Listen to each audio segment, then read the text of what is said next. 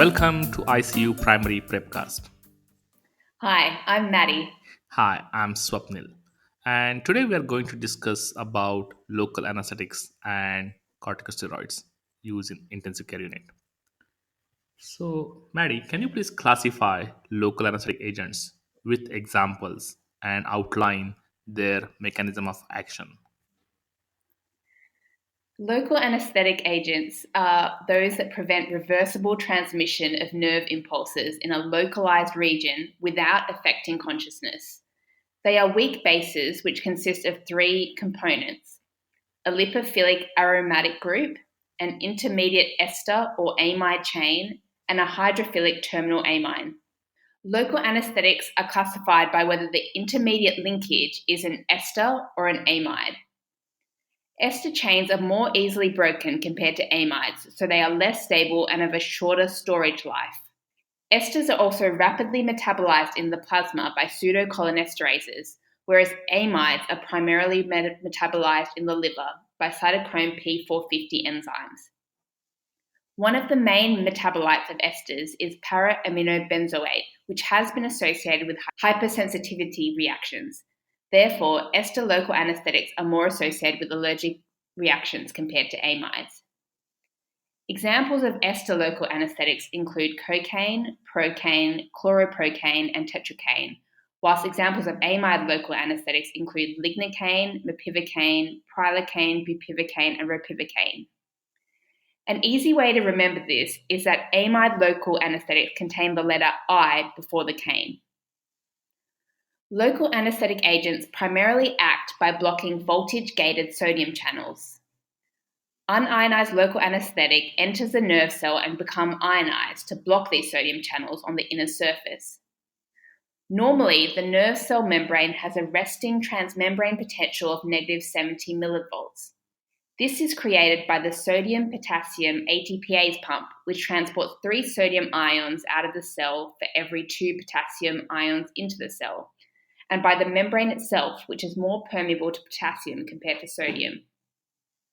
With excitation of the nerve, there is an increase in the membrane permeability to sodium, thus decreasing this resting transmembrane potential.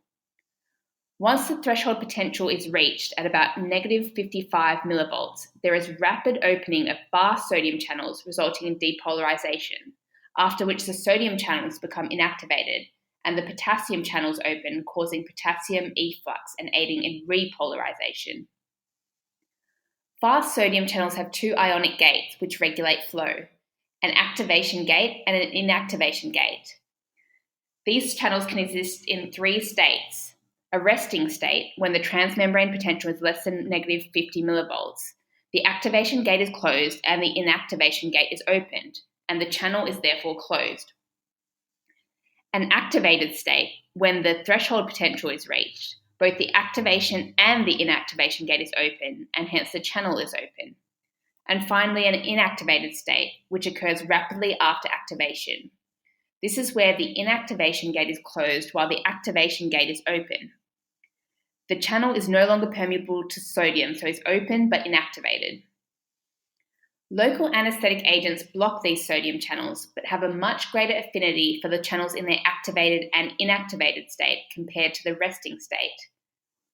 Therefore, neural fibers which have more rapid firing rates are more susceptible to the action of local anesthetics. Okay, can you please outline the factors which affect the onset and duration of local anesthetic agents? The onset of action of local anesthetic agents is determined by factors outlined by Fick's law of diffusion, where the rate of diffusion is proportional to the permeability multiplied by the surface area of the membrane multiplied by the concentration gradient divided by the membrane thickness. In terms of the permeability, this is dependent on drug and patient factors. Drug factors include lipophilicity, where more lipid-soluble drugs diffuse more rapidly into nerve fibers. However, increased lipid solubility may also result in sequestration in adipose tissue or myelin sheaths. Furthermore, increased lipid solubility generally correlates with increased potency, which may decrease the dose administered. Clinically, increased lipophilicity decreases the rate of onset of local anesthetics. pKa. This defines the pH at which the unionized and ionized forms of the substance are equal. Local anesthetics are weak bases, meaning that at physiological pH, they are more ionized than unionized. Unionized drug is more able to pass through the lipid cell membrane and thus block sodium channels. Therefore, drugs that are more unionized at physiological pH will have a faster speed of onset. Lignocaine has a pKa of 7.9, whilst bupivacaine has a pKa of 8.1. Therefore, lignocaine has a faster onset of action as more of it is unionized at a physiological pH. Particle size.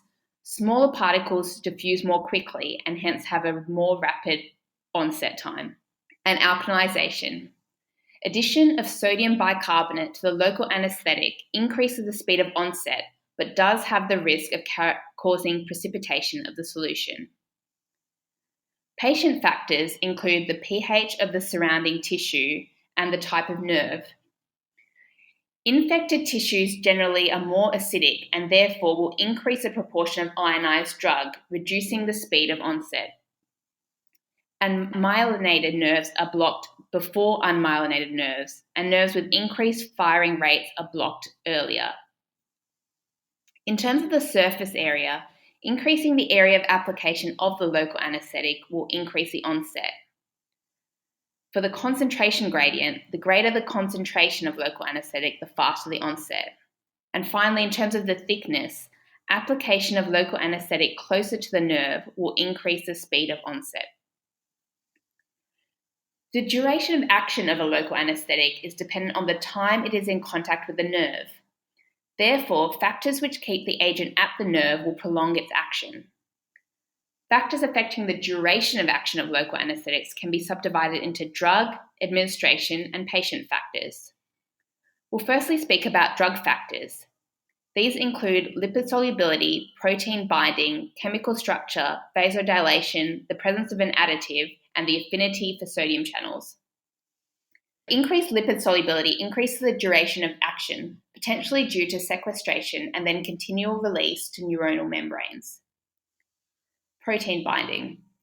Local anesthetics that are highly protein bound have a longer duration of action. For example, bupivacaine is 95% protein bound compared to lignocaine, which is 65% protein bound, and bupivacaine has a longer duration. Chemical structure. Amides have a longer duration of action compared to esters. Vasodilation. Local anesthetic agents all have some vasodilatory effects which can increase absorption and decrease the duration of action. The presence of additives. Adding adrenaline will prolong the duration of action due to vasoconstriction and therefore decreased absorption. An affinity for sodium channels. Bupivacaine has a higher affinity for sodium channels compared to lignocaine, which increases the duration of action. In terms of administration factors, the site of administration will affect the duration of action. Increased regional blood flow will increase the absorption and decrease duration. Secondly, the concentration and dose. Increased concentration or dose will increase the duration of action. And finally, patient factors. In terms of metabolism, hepatic dysfunction can prolong the duration of action of amide local anesthetics. Okay, that's a very comprehensive answer. Now let's move into the one of the most commonly used anesthetic agent in ICU, that is lignocaine. Can you please describe the pharmacology of lignocaine? Lignocaine is an amide local anesthetic and a class 1B antiarrhythmic agent. It is used for local anesthesia and in the prophylaxis and treatment of life-threatening ventricular arrhythmias. Its pharmacology can be subdivided into the pharmaceutics, pharmacokinetics, and pharmacodynamics.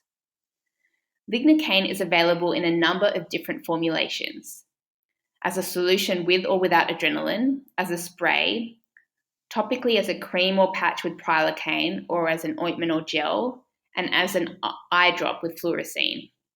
It is also available as a lozenge, which also contains other additives. In terms of the pharmacokinetics, we can subdivide these into the administration, absorption, the distribution, metabolism, and elimination. Lignocaine can be given topically, subcutaneously, intravenously, intramuscularly, or via an endotracheal tube. The maximum dose is 3 milligrams per kilogram or 7 milligrams per kilogram if given with adrenaline. It has a rapid onset between 1 to 5 minutes after local infiltration, with peak serum levels occurring after 20 to 30 minutes. Lignocaine is rapidly absorbed across mucous membranes, airways, alveoli, and tissues. It is well absorbed through the gastrointestinal tract, but has an oral bioavailability of just 35% due to significant first-pass metabolism. In terms of the distribution, lignocaine has a volume of distribution of 0.7 to 1.5 litres per kilogram. It is approximately 60 to 80% protein bound to alpha-1 acid glycoprotein and has high lipid solubility. The pKa of lignocaine is 7.9. It can cross the blood-brain barrier and the placenta. Lignocaine is 90% hepatically metabolized by dealkylation to multiple metabolites. The key active metabolites are monoethylglycine xylidide and glycine xylidide. These metabolites are believed to contribute to CNS toxicity. The rate of metabolism appears to be limited by hepatic blood flow, and therefore pathological states and drugs such as propranolol, which decrease hepatic blood flow, can decrease clearance of lignocaine. Lignocaine has a distribution half-life of 10 minutes and an elimination half-life of 100 minutes. The metabolites are excreted by the kidney. Less than 10% of the administered dose of lignocaine is excreted renally without being metabolized. In terms of the pharmacodynamics, lignocaine acts by blocking voltage-gated sodium channels in cardiac muscle cells and motor and sensory nerve fibers. In the heart, lignocaine reduces automaticity by decreasing the rate of the phase 4 diastolic depolarization and decreasing membrane excitability. It results in local anesthesia by blocking sodium channels and therefore blocking both the initiation and conduction of nerve impulses. Adverse effects and signs of toxicity include neurological effects such as dizziness, tremors, numbness, tinnitus, seizures, coma, and transient pain after use in spinal anesthesia. Cardiovascular effects such as tachycardia, arrhythmias, hypotension, and cardiovascular collapse. And immune and hematological effects such as allergic reactions and methemoglobinemia. Thank you. Now let's discuss one of the rare scenarios in intensive care unit. That ICU registrar is performing a procedure under local anesthetics, and accidentally he injected a huge dose of local anesthetics. Now, how will you identify the features of local anesthetic toxicity, and how will you treat it? So, local anesthetic systemic toxicity is a life-threatening adverse reaction resulting from local anesthetic which reaches significant systemic circulating levels. It can be caused by giving doses which exceed the maximum dose, accidental or inadvertent injection of local anesthetic into the systemic circulation, such as in this case, or rapid absorption of local anesthetic from highly vascularized areas. All local anesthetics have a cardiovascular collapse to CNS ratio, which describes the plasma concentration required to cause cardiovascular collapse versus the plasma concentration required to cause neurological toxicity. Agents with a lower ratio have an increased risk of toxicity. Neurotoxicity generally occurs at lower plasma levels than cardiotoxicity. Signs and symptoms of local anesthetic toxicity can be subdivided by system into neurological, cardiovascular, and other. Neurological effects. The earliest signs are tongue numbness, tinnitus, dizziness, and nystagmus. This may be seen at plasma lignocaine concentrations of 2 to 4 micrograms per ml. This is followed by signs of central nervous system excitation, including restlessness, tremor, seizures, which may occur at 10 micrograms per ml of plasma lignocaine concentration. The late signs of CNS adverse effects are CNS depression, which include coma, respiratory depression, and may occur at plasma concentrations of 20 micrograms per ml. Cardiovascular signs of local anesthetic toxicity generally occur in 3 phases. The initial phase is hypertension and tachycardia. The intermediate phase is myocardial depression and hypertension, and the terminal phase is vasodilation, severe hypotension, and arrhythmias. Cardiovascular collapse may occur at a plasma concentration of 26 micrograms of mil of lignocaine. Other signs of local anesthetic toxicity include methemoglobinemia, which can occur with prilocaine and lignocaine. Now, there are several factors which can affect local anesthetic toxicity, and these include drug, administration, and patient factors. Drug factors are lipid solubility. Increased lipid solubility increases the risk of toxicity. Protein binding. Decreased protein binding increases the free drug and therefore increases risk of toxicity. Additives. Adrenaline causes local vasoconstriction, which decreases absorption and then decreases the risk of toxicity. The CC to CNS ratio. So bupivacaine has a CC to CNS ratio of 2 compared to lignocaine 7. Therefore, bupivacaine has a higher risk of toxicity. Bupivacaine exhibits greater potential for direct cardiac toxicity, potentially as it has greater affinity for sodium channels and dissociates more slowly. And finally, potency. Increased potency increases the risk of toxicity. Administration factors include increased dose concentration, which increases the risk of toxicity, and the maximum dose varies depending on the particular local anesthetic. The administration, sites with increased vascularity will increase systemic absorption, and the rate of injection. Increased rate increases the risk of toxicity. And then patient factors, which include age. The extremes of age result in an increased risk of toxicity. Infants are at an increased risk due to immature hepatic clearance, lower levels of alpha-1 acid glycoprotein, which increases plasma levels, and increased risk of over-administration. Elderly are at an increased risk of toxicity due to decreased volume of distribution and usually end organ impairment. Pregnancy also increases the sensitivity of neural tissue to local anesthetics and increases the risk of cardiotoxicity. There is also a reduced level of alpha-1 acid glycoprotein and albumin, which may decrease protein binding. Furthermore, the increased cardiac output may increase local anesthetic absorption, and the lower pseudocholinesterase activity may reduce the metabolism of ester local anesthetics, therefore also increasing the risk of toxicity. Acidosis increases the ionization of the local anesthetic, which increases the risk of toxicity. It also decreases the seizure threshold, increasing the risk of CNS adverse effects. A higher CO2 level will also increase cerebral blood flow and decrease seizure threshold, increasing the risk of toxicity. Hyperkalemia or hypocalcemia causes hyperexcitable cell membranes, which increases the risk of toxicity. Hepatic failure, including severe hepatic dysfunction, increases the risk of toxicity of amide local anesthetics due to decreased metabolism. And finally, drug interactions. These may increase toxicity through pharmacokinetic mechanisms such as displacing protein binding or inhibiting cytochrome P450 enzymes and reducing metabolism, or pharmacodynamic mechanisms such as antiarrhythmics, which can also cause sodium channel blockade. The treatment of local anesthetic toxicity is focused on supportive care, minimizing toxicity, and specific management. Supportive care includes airway support and mechanical ventilation if required, circulatory support with vasopressors or CPR in arrest situations, and treating seizures with benzodiazepines.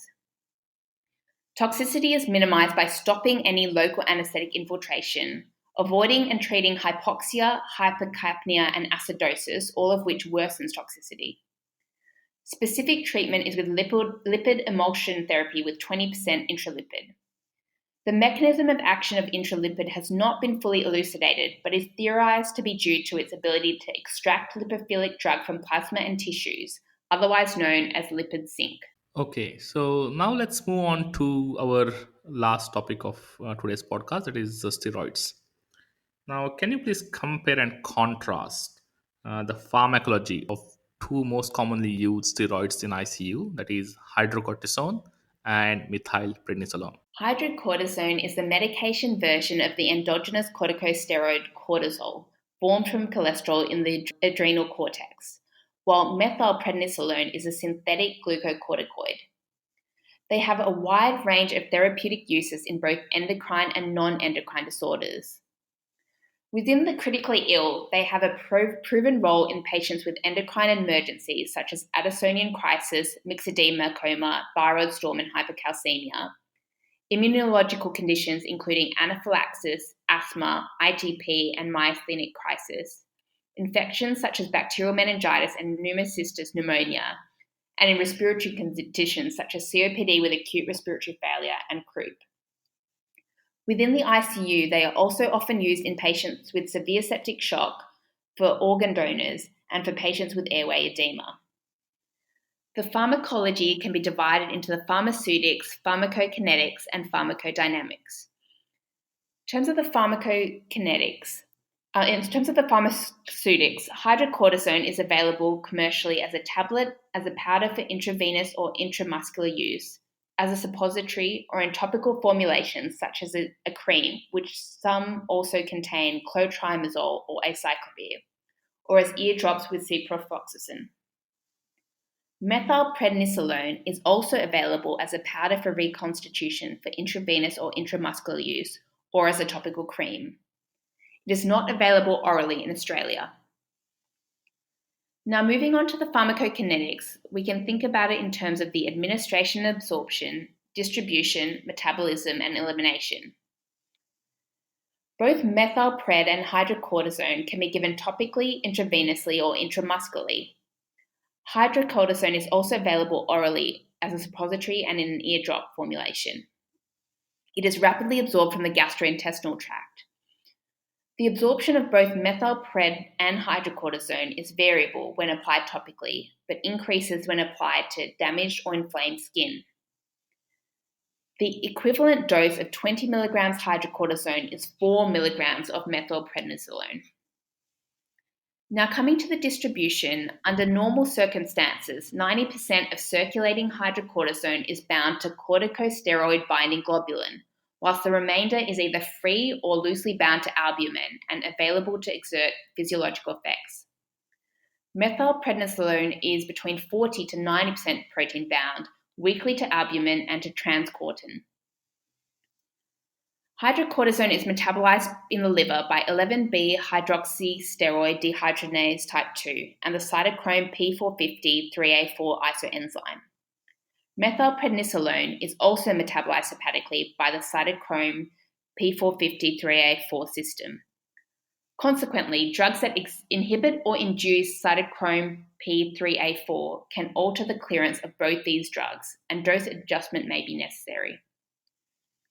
In terms of the elimination, the biological half-life of hydrocortisone is 8 to 12 hours, while methylprednisolone's is longer at 12 to 36 hours.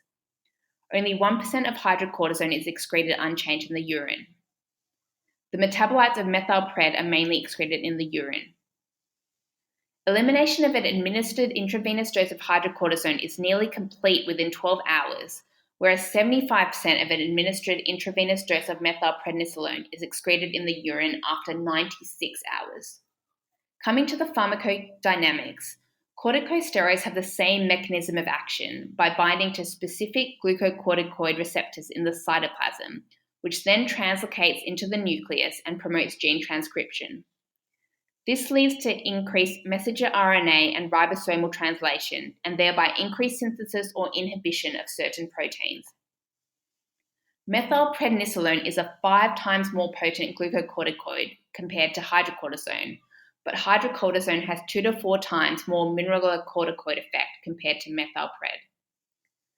Effects of methylprednisolone and hydrocortisone include anti-inflammatory effects, metabolic effects, immunosuppression, endocrine effects, cardiovascular effects, neurological, and gastrointestinal effects.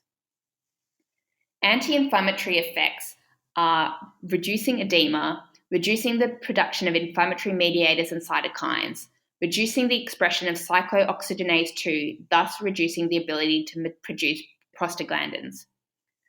Metabolic effects are an increase in gluconeogenesis, increased glucose levels and insulin release, inhibition of uptake of glucose by muscle cells, stimulation of protein catabolism, inhibition of protein synthesis, and increased hormone sensitive lipase and lipolysis. These effects can lead to muscle weakness and wasting, thin skin, hyperglycemia, and fat redistribution from the extremities to the trunk. Immunosuppressive effects are a depression of macrophage function, increased concentration of circulating neutrophils, reduction in the number of circulating T lymphocytes, a reduction in interleukin 1 and 2, and a reduction in the transport of lymphocytes and the production of antibodies. This can increase the risk of infection and is also implicated in the pathogenesis of steroid-related peptic ulcer disease. Endocrine effects include the fact that long-term steroid therapy can lead to adrenal suppression due to negative feedback on corticotrophin-releasing hormone and ACTH. Consequently, long-term glucocorticoids should not be ceased abruptly but gradually weaned. Hydrocortisone and methylprednisolone can also antagonize the effects of vitamin D on calcium absorption, which can lead to osteoporosis. Cardiovascular effects are sodium and water retention due to mineralocorticoid effect, although this is weak, hypertension, and a permissive response on vascular smooth muscle, allowing for effective response to catecholamines. There have been reports of circulatory collapse following the rapid administration of large doses of IV methylprednisolone. Corticosteroids may also increase the risk of thromboembolism. Neurological effects include depression, insomnia, and large doses causing increasing intracranial pressure. And gastrointestinal effects include the fact that pulsed methylprednisolone can cause acute hepatitis. Yeah, that's correct. And I think it's very important to know that in intensive care unit, we use two drugs in a different dosage. So hydrocortisone, the standard is usually 50 to 100 milligram IVQ 6 hourly, while methylprednisolone, as you mentioned, mostly used in setting of autoimmune diseases where or organ donation or brain death donor management, where we give usually pulse dose 500 milligram to 1 gram and then continue for 3 days. And because of long acting half life, we usually don't continue after that. So that's kind of very comprehensive answer on steroids, Maddie. And now, given that this is our last podcast on pharmacology, I can see that you are very much willing to continue your tradition of asking the question. Yep, I'm all ready. So, Oh gosh, okay, why did Mylan have no friends? because he's like you. Oh, that's a bit harsh. I don't know the answer. Sorry, Maddie. I failed you again. Because it got on people's nerves. I think that was a very intellectual joke, Maddie. I should give it to you that. Okay, folks. So that was the end of our all episodes on pharmacology. So next time we will be back with episodes on physiology, and I think we'll be starting with endocrine. Is that right, Maddie? Yep.